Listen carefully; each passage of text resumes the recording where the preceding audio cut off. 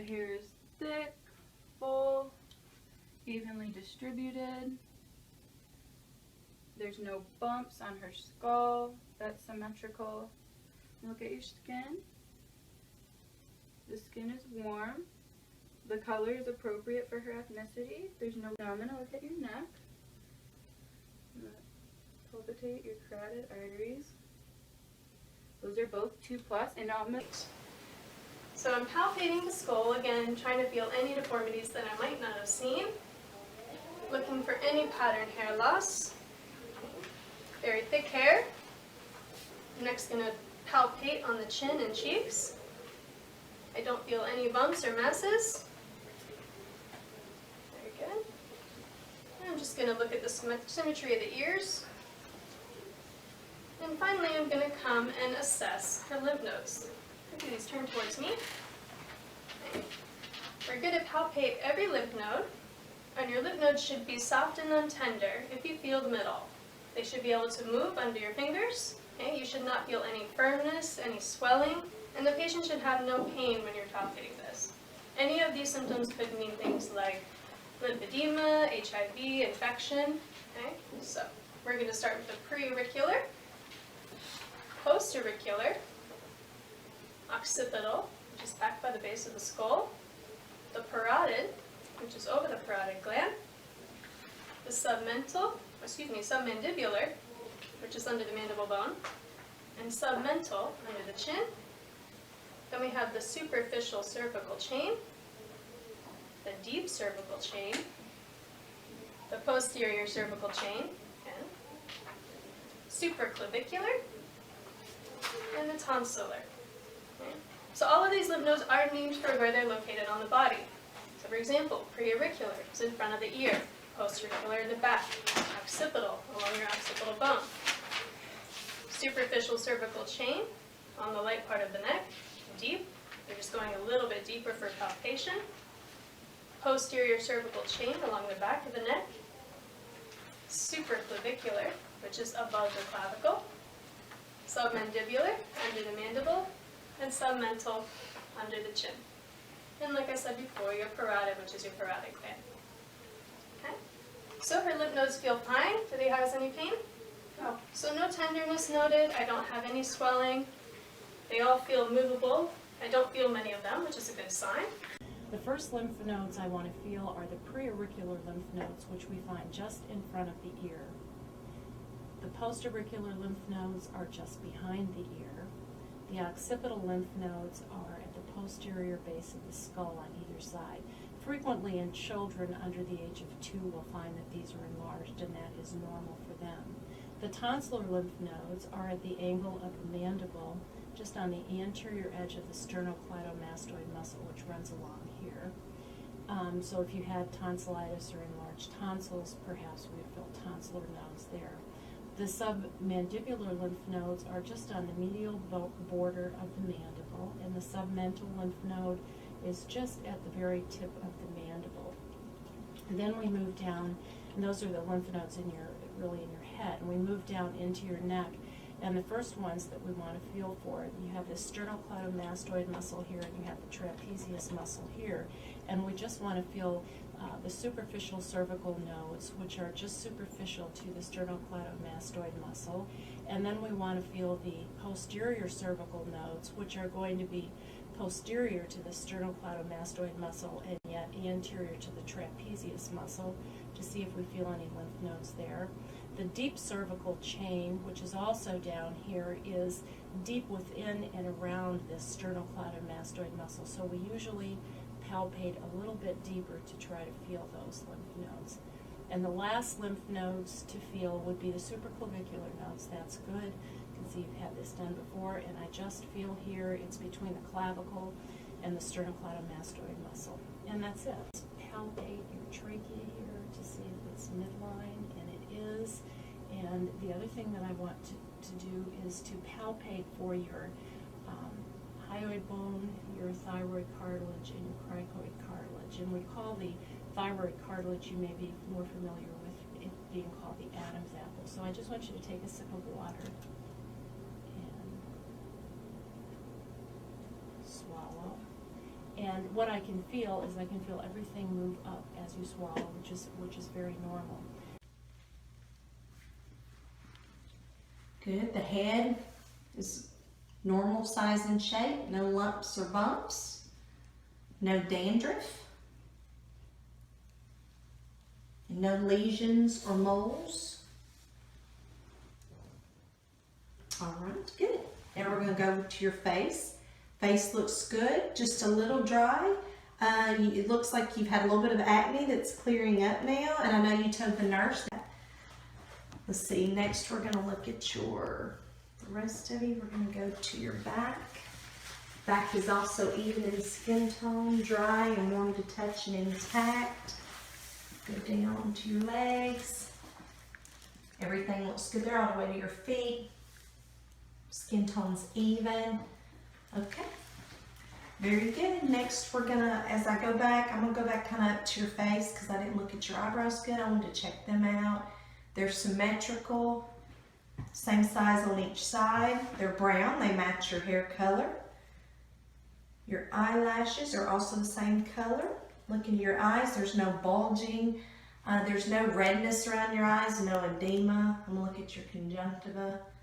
And your blood vessels, everything looks good. No redness, no edema. Everything looks good. Now we're going to go to your nails. And we're going to check capillary refill. Capillary refill is good, less than 3 seconds, and there's no clubbing or cyanosis. We're also going to check your toes for the same thing. No clubbing or cyanosis in the toes. Capillary refill is also less than 3 seconds. Now we're going to feel around your head first. I'm just feeling for any lumps or bumps or anything like that. Any head injuries that you've had? No? Okay. Any tenderness when I'm touching your head? No. Good. I'm going to feel your temporal lobes here. And this side.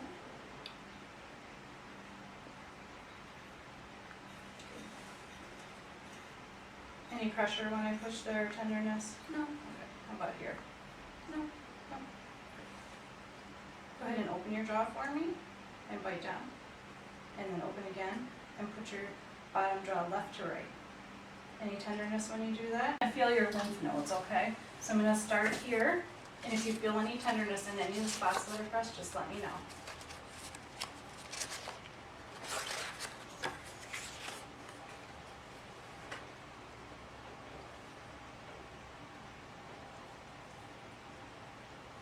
And on both arms, I'm going to check your lymph nodes here. Any tenderness anywhere? No. And then we'll do this side.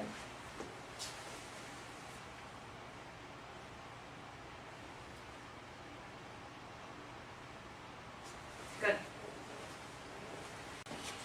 Just give me a minute here. Alright, go ahead and take a drink. And then look up for me a little bit and drink again. Good. I'm just going to be measuring your jugular venous pressure here. Okay.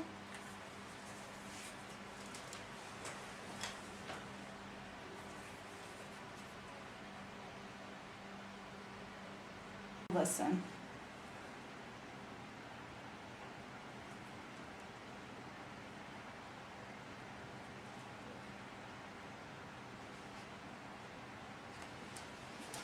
I'm just going to lift this here a little bit.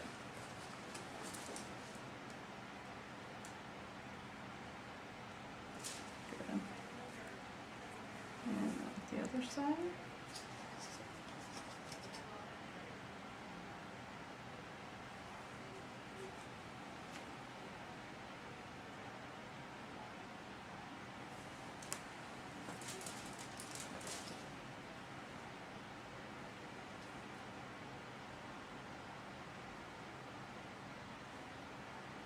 Sense.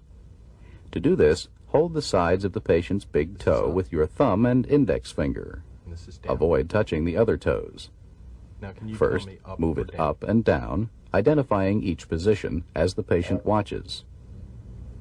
Next, ask the patient to close his eyes and identify the direction of motion. Then, move the big toe up and down in an irregular sequence. Compare with the big toe on the other foot.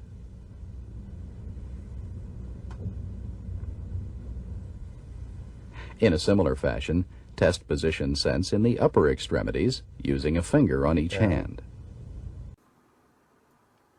Yep. Yep. Yep. Yep. Yep. Yep. En dit is strekken. Ja. En als u mag dan zeggen of ik uw duim buig of strek. Oké. Mag de ogen dicht doen. Buigen. Strekken. Buigen. Prima. Oké. Ik ga zo met uw duim bewegen. Dan mag u zeggen of ik uw duim buig of strek. Oké. Mag de ogen sluiten. Buigen.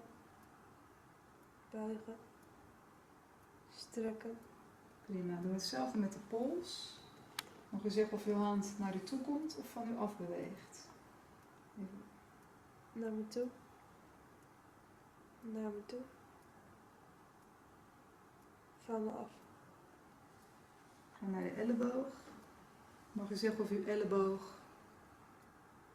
And I'm going to move it in a position. You have to tell me which position it's in. So this is up and this is down. Okay? So have you close your eyes? Up, down, down, up, down. Good. Now I'm going to do the same thing. You put your hand over here. Same thing with your finger. Okay. Okay? So this is up and this is down. Okay. Okay? Close your eyes. Up, up, down, up, down. Good. Do the same thing with this wrist. So I have the wrist in my hand like this, and this is up Okay. and down. Okay. Okay. Ready? Okay. Close your eyes. Up, up, down, up, down, down. Good. Now go and test your finger. Okay. This is up, and this is down. Okay. Close your eyes. Up, down, down, down, up, down. Good. Now go. So this is up, and this is down. Close your eyes. Down, down, up, down, down, up. Good. Same thing on this side. Alright. This is up, and this is down. Have you close your eyes? Okay. Up, down, down, up, down, up. Good. And big toe. This is up, and this is down. Close your eyes. Up, up, down, down, up. Head is hard and smooth. Hair is black, short, evenly distributed on the scalp, and it's clean. Great. Good. And I'm going to palpate the lymph nodes, the pre-auricular, the post-auricular, the maxilla, mandible, the supraclavicular. I'm going to palpate the trachea. Trachea is in midline. We're going to do the temporal pulse, which is at the temporal artery. The carotid pulse, which is at the carotid artery. But make sure you do that one at a time, or you can restrict blood flow to the brain. We don't need that. Carotid pulses are strong. Patient is tested by asking the patient if he's been touched in one or two areas. Sure. Using two ends of an opened paper clip or the sides of two pins, repeatedly touch the patient's finger pad with the 2 points at the same time and with 1 point occasionally. Ask the patient to identify if he's being touched with 1 or 2 points. Then reduce the distance between the points so that you can determine the minimum distance at which the patient can identify 2 points. On the finger pad, the distance should be less than 5 millimeters. Tell me what this feels like on your toe. Vibration. All right, and I have my finger located under her toe because I can feel vibration through her toe and into my finger, so I know there still is some vibratory sense present there, or vibration present. And I can ask Mary, now Mary, you feel vibration? Yes. And then tell me when it stops. Stop. Okay, so I've checked vibratory sense and her ability to sense when it stops as well. Now I'll do the same thing on the right side, and Mary, keep your eyes closed. And I'll touch on the distal edge of the toe here, just behind the toenail. And Mary, what does this feel like? Vibration. All right, and tell me when it stops.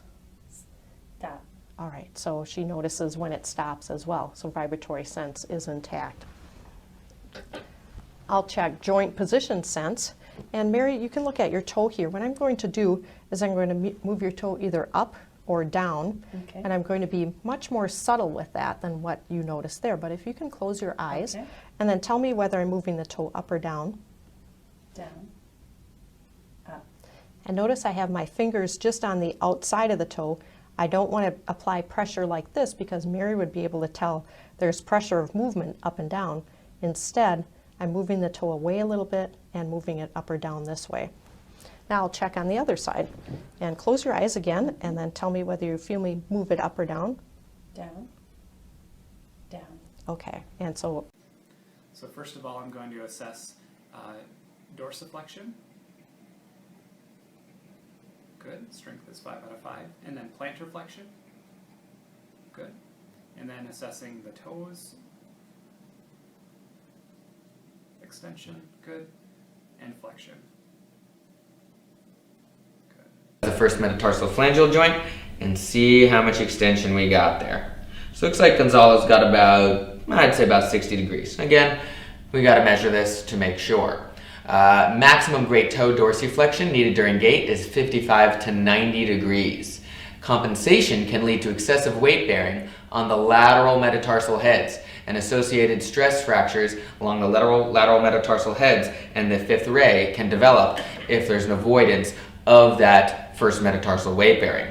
We also can have potential posterior tibialis tendinitis if the Glands on the sides of the cheeks, and then put your chin up for any swelling right here of the salivary glands, and any swelling here at the base of the neck for the thyroid gland. All right, there are the collarbones, and you want to put your fingers right in here, and can you shrug your shoulders up? There you go, right into that hollow right there is where you would feel those. Okay, you can tilt your head down a little bit.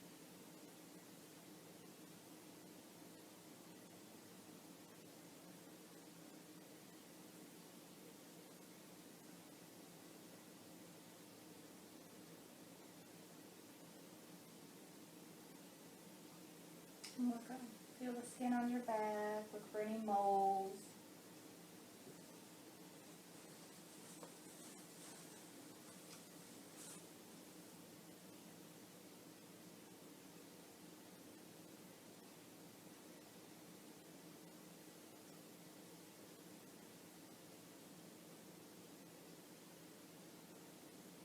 Ask you to first tilt your head forward a little. Okay, so now in the neck we have the hyoid bone, you have the thyroid cartilage, then the thyroid gland, and it connects to your trachea. So for here, I'm going to ask you to take a sip of water and hold it for now. I'll tell you when to swallow it. Okay, so tilt your head to the left, please. Okay, and swallow. Okay, now keeping your head tilted forward, I'm going to ask you to take another sip of water. This time you're going to tilt to your right and swallow. Okay, so I note no masses. Everything's fine. This is the pre-auricular, the post-auricular, the tonsillar right here, occipital's back here, submandibular, submental. Then we're going to start going down to the superficial cervical, the deep cervical, and the posterior cervical. And the last one that we'll do. Manually palpate the lymph nodes, starting at the submental lymph node area. She will then move back and bilaterally palpate the submandibular lymph node, facial lymph nodes,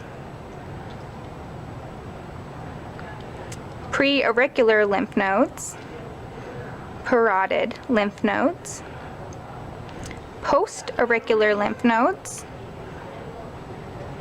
and occipital lymph nodes. At this point, the clinician will then cup the client's chin and turn it to one side. She will then locate the sternocleidomastoid muscle and identify the anterior and posterior cervical chain areas. She will then palpate along this muscle. Once this is done, she will then palpate the supraclavicle lymph nodes. Then she will cup the client's chin and move it to the other side, repeating the same step.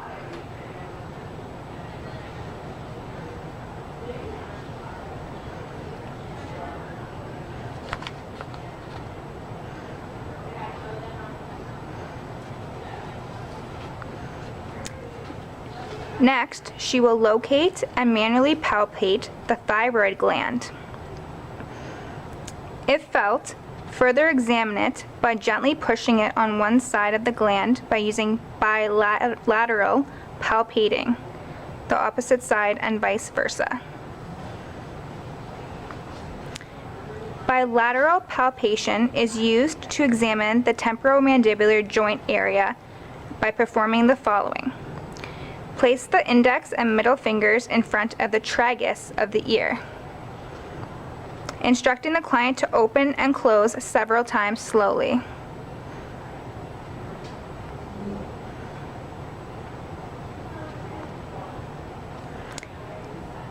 Instructing the client to move from side to side several times. Instructing the client to move. C6 again is down in the thumbs. Yep, same. C7 middle finger. Same. C8 little finger. Same. And T1 will be over the medial aspect of the elbow.